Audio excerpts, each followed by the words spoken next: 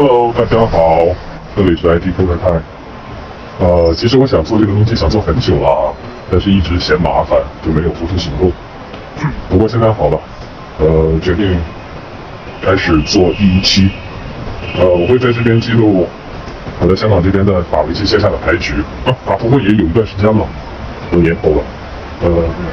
当然啊，也没有那个实力说自己到底有多厉害。反正就是我会讲一些我对自己打牌的一些见解吧，也欢迎大家有看法的可以在评论区留言。我们今天要去的是一个25，它整盘都是25的线下的电影。好，让我们出发吧，一起加油！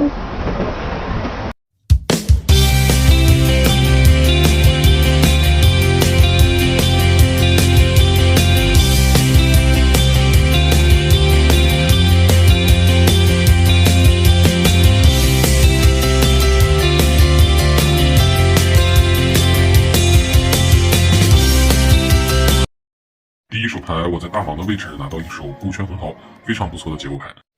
枪口为强抓50，枪口加1位置 open 150，弃牌到我选择大盲位置跟注。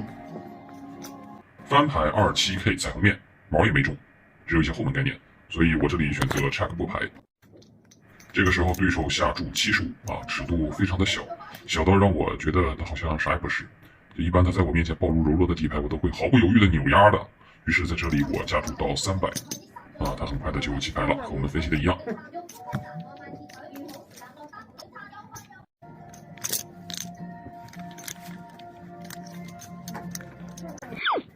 第二手牌是小盲位置拿到一手石钩杂色，弃牌到庄位，加注75，我这里选择防守 call。单挑底时 flop 是 A15的杂色，我们在这里击中中队。没有位置的情况下呢，选择 check 过牌。这里他 C bet 75，在这样一个 A 高的翻牌面，他没有选择加大下注的尺度，存在一定程度的 miss 或者是被盖帽，所以我们这里选择一个非常简单的跟注。转牌是一张红桃9，对于我们来说没有得到增强，所以选择继续过牌。这个时候他再次下注125。这里的转牌多了一些听花听顺的可能。如果我们 flop 领先对手，转牌的红桃9并不是一张可以让对手反超的牌，除了一手99和一手19之外。所以基于第一条线我们跟注的逻辑，这里我选择继续跟注。和牌是一张方片4，相当于一张 bluff。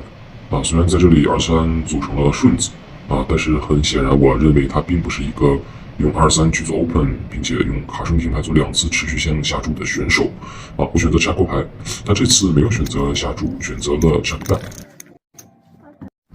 就在这个时候，我就自信收出了我的这个石钩。当我看到他有一张黑黑的 A 的时候，我就把牌放下了，就有那么一丢丢的尴尬A2 黑桃，合理。对自己的踢脚不是很自信，所以选择控制，可恶。下一手牌我在中位拿到 K 圈草花，枪口为 open 75，我这里因为在中间的位置，所以选择了跟注，而不是去做一个3bet，后置位都弃牌了。单挑底池 flop 964彩虹面，这个位置他前置位选择 check， 因为不确定他牌的范围，所以我这个位置选择去 check back。转牌是一张黑桃2，他再次 check。这里的连续2次过牌，把它的范围已经缩减到了很小，大概率是2高张没中牌和我们一样，所以我们在这里选择下注125做一个炸底，因为这个面对于我的防守范围非常的有利哪怕我们在这里被跟注，和牌可以在间隙行使，因为我们有位置，他没有做太多的挣扎就弃牌了，我们很开心的收下底池。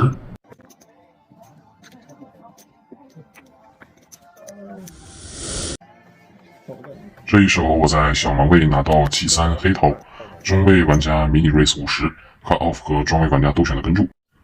一般情况下我是不玩垃圾牌的，但是人比较多，我只需要再靠25就非常的合适。而且73是老板娘的生日，她就坐在我的后面感觉不进的话就要被进行灵魂拷问了。于是我也 call 了，非常的合理非常合理。flop 对我们比较友好是 T72。10跟2都是黑桃，我们带队听话。不过人还是很多啊，所以我没有选择前置位动手，所以我这里先 check。Preflop Razor C bet 100 ，Cut off 弃牌，庄位跟注。那么我这里就有两种选择了 ，call 或者是 raise。确实在这里我们用7-3黑桃一手弱牌击中了不错的牌面，在这里选择 raise 也是合理的。不过我认为在3家底池里，现阶段我只有中对7肯定是不够的，而且听7害的花也是小花。如果这里我们加注回去被 call 或者是转牌不中，再就是被3败都会非常的难受，所以这里我选择跟注。转牌是一张红桃4是一张纯纯的 blank， 牌面不会因为这个4产生改变。按照上一条街的逻辑，我在这里继续 check。番前加注的玩家继续进攻，这次他下注200，庄位玩家没有做过多的思考，依旧是跟注。我在这里解读这两家手牌的可能性。一般来说，这种情况应该是一家实牌，一家听牌，也有可能是两家都是实牌，因为我自己在听牌，所以我自己是听花，就减少了一些对手听花的可能性。听牌大概率可能是在听顺子，但也不排除是在听比我大的花。主加注人应该不是听牌，他的持续下注我认为是有东西的，但是其实很奇怪啊，如果是大的口袋队的话，番前应该不会打得这么小。我觉得有可能是带10的组合，或者是按3条更可能一些，所以听牌的有可能是庄位。不管怎么样，在这个位置我一定是落后的，对吧？第一条街我没有做 check raise， 转牌我也不会做，因为转牌这个4没有对牌面产生任何改变，所以没有任何逻辑，所以在这里我还是选择跟注。合牌是一张方片10，这个肯定是小了呀。其实不是，我是骗你们的，嘿嘿嘿。合牌其实是一张黑桃 A， 我们击中了同花。在这里我们一定要下注补价值的，要不然我们听牌的赔率和收益就显得很一般了。而且面对一个花面另外两家可能会选择直接过牌收档了，所以在这里我选择了 check。你们确实没有听错，我确实 check 了。我也不知道我当时是怎么想的，可能是一直敲的就敲习惯了，就敲完之后我也很懊悔啊，我怎么能过牌呢？对吧？结果这两个货果然都 check 了，我懊悔的售出了我的花当然肯定我是大了。这中位玩家显得非常的难受最终他售出一手4-4转牌击中了按3条，结果合牌又被我反杀。就这手牌就是事后分析猛如虎，实际操作250，就下次注意。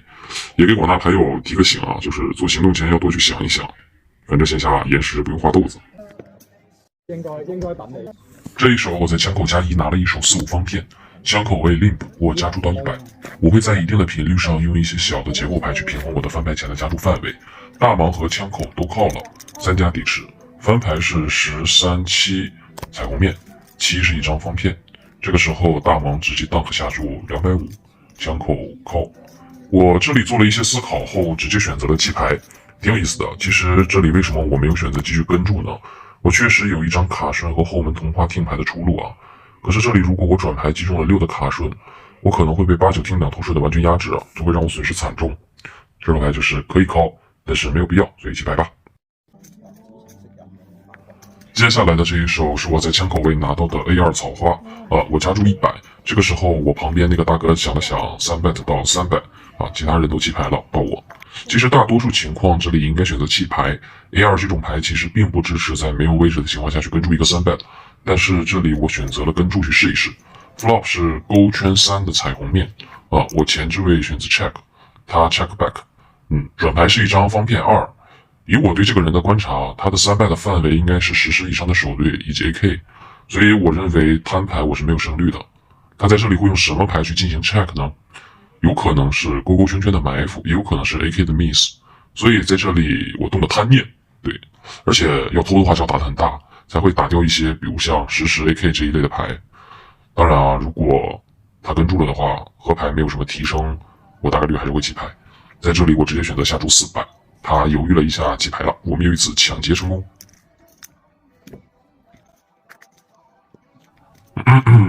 他来了，等了一晚上，终于在老板娘的手底下拿到了一手 Preflop Nuts AA。其实我认为拿着 AA 最幸福的事情就是还没有到你行动，前面就已经打成一片了。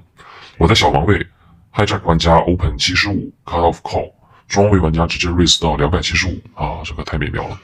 这里我是一定不会慢打的，人这么多，而且我还没有位置。我大致计算了一下下注的尺度，直接加注到了725不过很可惜把他们全都打盖了，嘿嘿。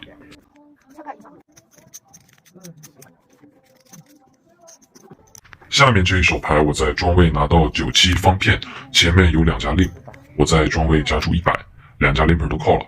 Flop 是勾3的方片圈的草花，不错的翻牌，我们得到了一手同花的听牌。前置位2名玩家都过牌，一般这种情况我在听花的情况下呢，会选择持续性下注，但是这次我 check，这一次的听花转牌就到了，是一张方片4。有意思的是，第一位 limper 先打了200，第二家起牌到我，我在这里可以选择跟注埋伏，也可以选择打回去，但是因为前面没有打，所以我想在这条节奏打底池于是我 raise 到了600，很遗憾他起牌了，我们收下底池。